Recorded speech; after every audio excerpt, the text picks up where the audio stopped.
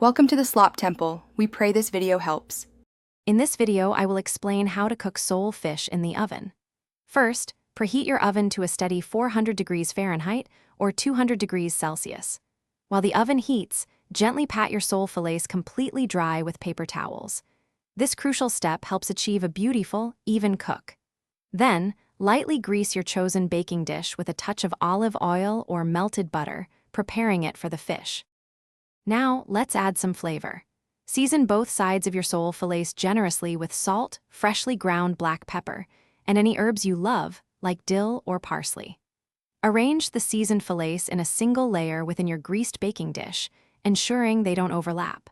Pop them into the preheated oven and bake for approximately 10 to 15 minutes, or until the fish is opaque and flakes effortlessly with a fork.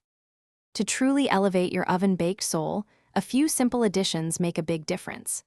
A squeeze of fresh lemon juice over the hot fish brightens every bite, adding a zesty tang. For a touch of elegance and fresh aroma, sprinkle with finely chopped parsley or chives. If you desire a richer flavor, a quick pan sauce made with melted butter and a spoonful of briny capers is a fantastic complement. Your perfectly cooked sole is now ready to be enjoyed. For a balanced and delicious meal, serve it immediately alongside some roasted asparagus or steamed green beans. A light and fluffy quinoa salad or a simple couscous also pairs wonderfully, offering a delightful texture contrast. Savor this healthy, flavorful, and incredibly easy-to-prepare dish.